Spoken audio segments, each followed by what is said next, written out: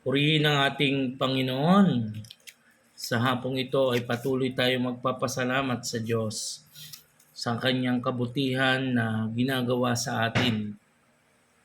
Ngayong hapon, gabi, saan man po kayo naroon ngayon ay naway nasa mabuti po kayong kalagayan at patuloy na ang paghahari po ng Diyos po sa atin ay patuloy na ating nararanasan.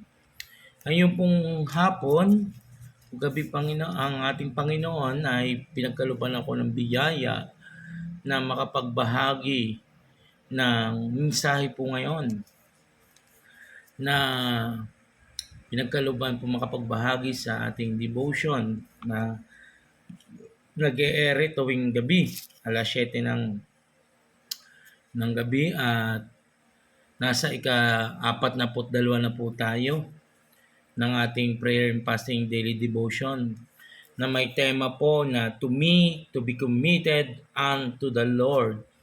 It is.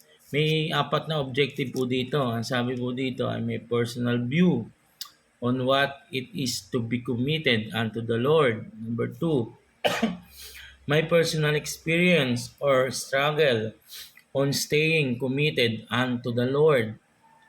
Number 3, how I plan to grow deeper in my commitment unto the Lord. Number 4, how I do encourage others to stay committed unto the Lord. Ngayon ay samahan niyo ako sa ating pananalangin. Panginoon Diyos, lumalapit kami ng may pagpapakumbaba at may pagpapasalamat po sa mensahe na ipagkakalob ngayong pong araw na ito ay inyo po akong samahan, turuan ng iyong banal na Espiritu. Kayo po, Diyos, ang patuloy na manguna, Panginoon, at ikaw lang po ang amin pong maranasan at maranasan namin ng iyong kapangyarihan sa amin pong pagbabahagi ng salita mo. Maraming po salamat. Ito po ang aking panalangin sa ngalan ng Panginoong Hesus. Amen. Ang pagiging committed unto the Lord ay pagpapakita ng katapatan at pagpapahalaga sa kanyang relasyon sa Diyos, sa ating Panginoon. Nangangahulugan ito ng pagtanggap sa Diyos bilang Panginoon at tagapagligtas ng ating buhay. Pangalawa, pagpapakita ng katapatan ng puso sa mga simulain at utos ng Diyos. Number 3, pagbibigay ng sarili sa pagsunod sa kalooban ng Diyos. Number 4, pagpapakita ng pagmamahal at pagpapasalamat sa Diyos sa lahat ng aspeto ng buhay. Yung pagiging committed natin sa Panginoon ay ito yung ating nung nakilala natin siya, naging committed na tayo. Nagkaroon na tayo ng commitment. Nagkaroon na tayo ng pagsunod sa ating Panginoon. Yung puso na pagsunod sa Kanya. Tinanggap natin siya ng buong puso sa ating buhay. Kaya naman tayo ay nagkakaroon ng pagpapakita ng ating katapatan sa Kanya. Amen? Pagpapakita ng pagsunod sa Kanyang utos. Committed ka sa Panginoon at ipinapakita mo sa Kanya yung pagsunod ng buhay mo sa Kanya. Pagbibigay natin ng ating sarili sa pagsunod sa kalooban niya. Amen. Sinusunod natin siya. Ginagampanan natin ang ayon sa kagustuhan niya. Tinutugon natin ang ating commitment sa Panginoon dahil ito ay naranasan na natin ang pagliligtas niya sa atin. Amen. Pagpapakita ng pagmamahal at pagpapasalamat sa Diyos. Amen. Ang unang umibig sa atin ay ang ating Panginoon. Kaya tayo ay sa ating pagiging committed sa ating Panginoon ay pinapakita natin yung pag-ibig natin sa Kanya. Amen? Sinusunod natin ang Kanyang kalooban para sa atin. Hindi tayo sumusuway, kundi tayo tumutugon sa panawagan na tayo sumunod sa Kanya. Manatili na committed sa Kanya. Sundin, gawin ng buong puso ang kagustuhan niya para sa atin. Ipinapakita sa buhay natin, ng ating Panginoon na mahal niya tayo. Kaya naman tayo, yung committed natin sa Lord, ay patuloy na ginagampanan natin ng buong puso, buong lakas, buong kaluluwa. Sapagkat ang Diyos po ay tunay na marunong sa lahat sa ating buhay. Sumunod lang tayo ng may buong puso na pagsunod. Sapagkat hindi ka ilalagay ng Diyos o itatalaga ng Panginoon sa pagkatawag sa iyo na hindi mo kaya. Tumugon ka lang. At sa bawat pagtugon mo, ibinubuhos ng Diyos ang karunungan ng sagana. Tinuturuan ka. Amen? Doon sa first objective na sinasabi, my personal view on what is to be committed unto the Lord. Para sa akin, yung pagtitiwala natin sa lahat ng bagay. Sa kanya lang tayo magtiwala, yun ang may personal view ko. Na magtiwala ka lang ng lubos sa Panginoon. Pangalawa, pagsuko ng buhay sa Kanya. Pagsuko sa Kanyang kalooban at patnubay. Siya lamang. Yung kalooban lang niya ang masunod at ang Kanyang patnubay ang siyang ating mararanasan. Amen? Pangatlo, pagsunod. Yung sa buhay ko bilang isang lingkod ng Panginoon, nung una, mahirap sumunod agad. Mahirap isuko. Maraming pinagkakaabalahan.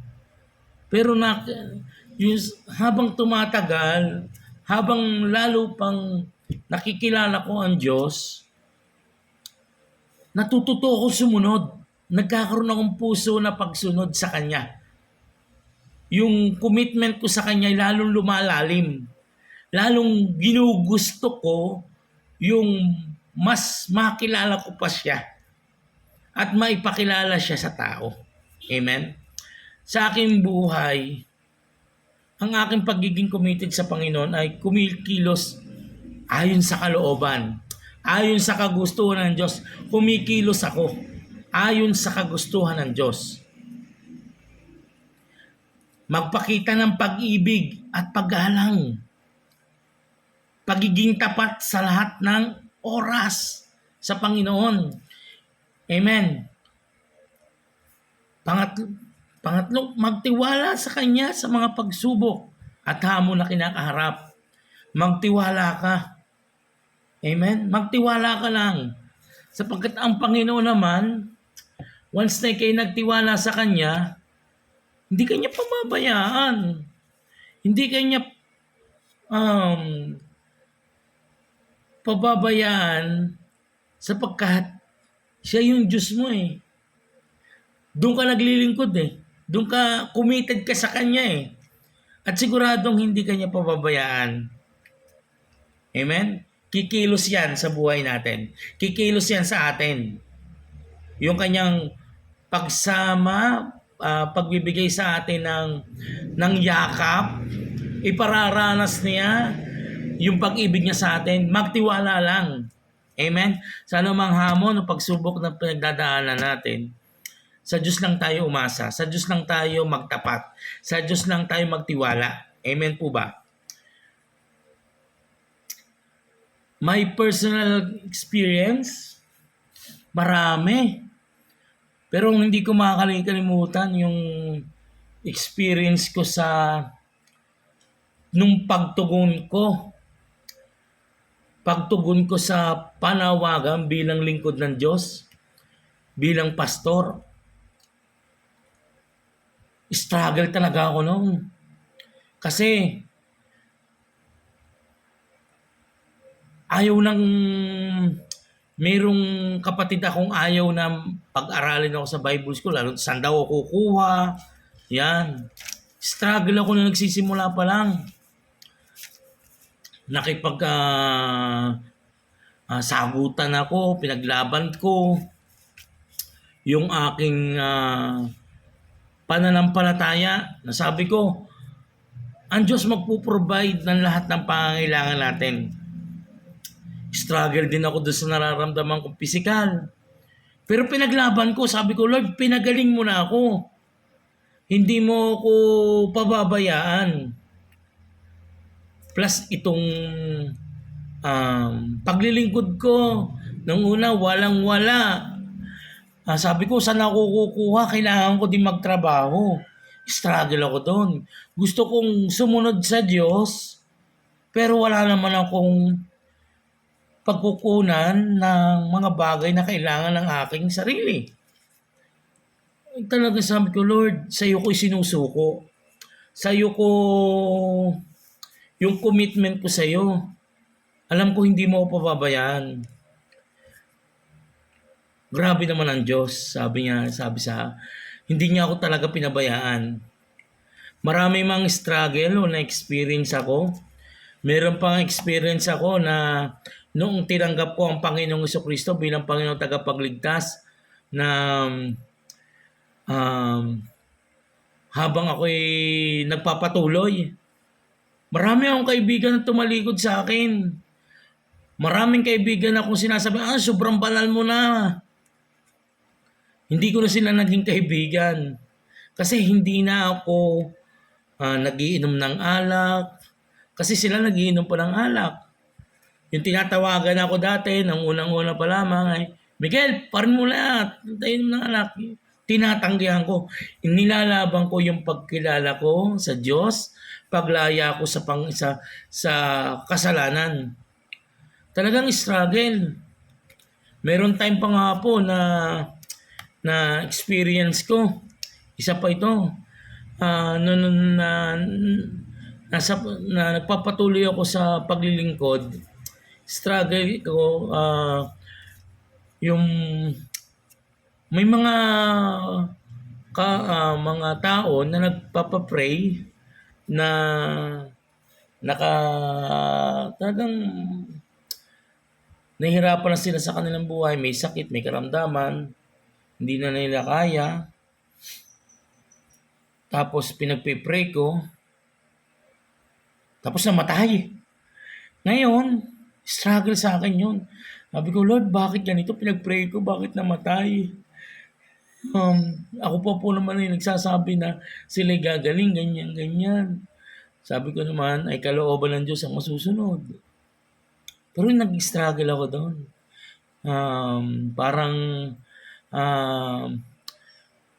Nahirapan din ako. Kasi nababasa ko yung mga gumagaling.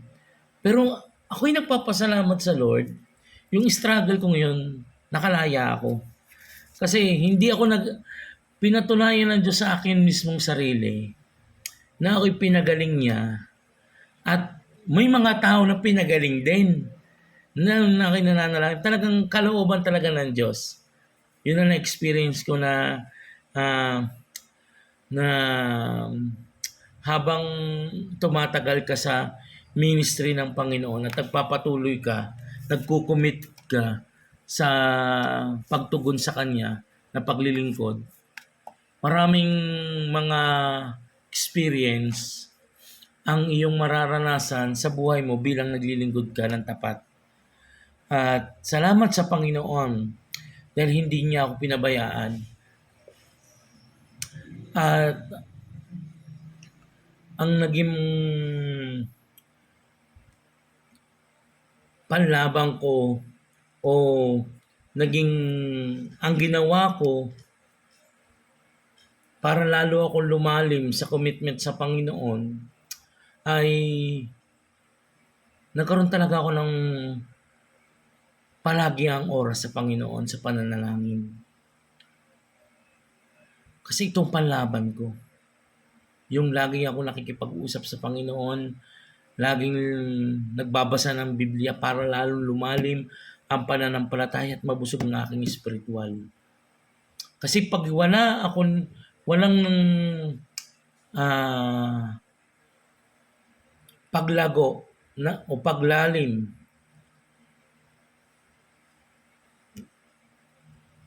sa pinapagawa ng Diyos sa akin, mababurnout ako talaga. Pero yung naging plano ko, naging ginawa ko para lalo ako lumago sa Diyos ay yung pananalangin at magbasa ng Biblia talaga. Ni-review ko din yung pag-aaral ko tuloy na pag-aaral sa kahit hindi nag-aaral sa Bible School, tuloy-tuloy pa rin. Nire-review ko yung dating pinag-aralan namin sa Bible School. Salamat sa Panginoon dahil lalo ko siya nakikilala. Lalo siya nagpapakilala sa akin. Dahil itong tuloy-tuloy kong paglilingkod sa Panginoon, commitment ko sa Kanya, naging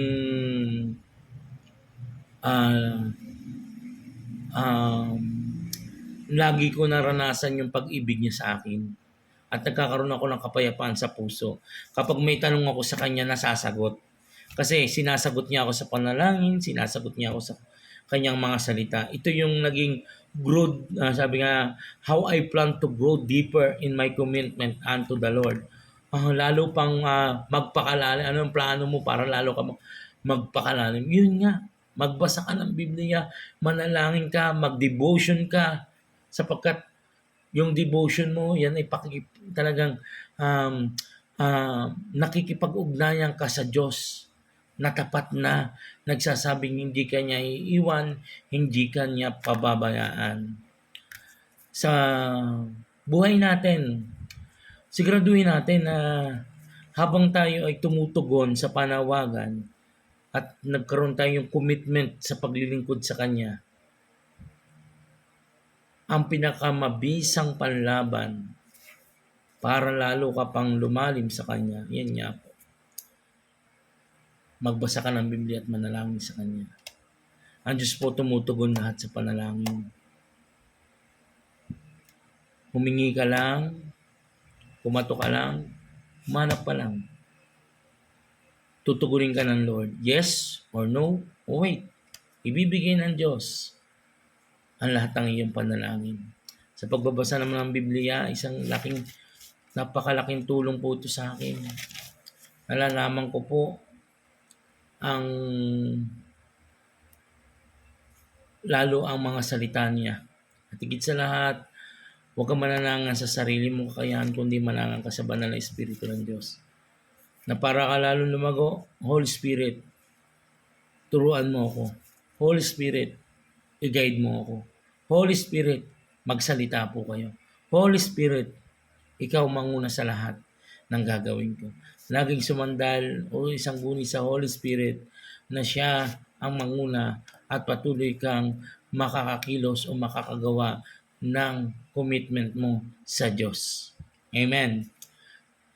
Ang payo ko sa mga lingkod ng Panginoon, magpatuloy lang tayo. Walang sukuan. Ang makakapagtapos lang sa ating paglilingkod, yung mamatay tayo. Amen?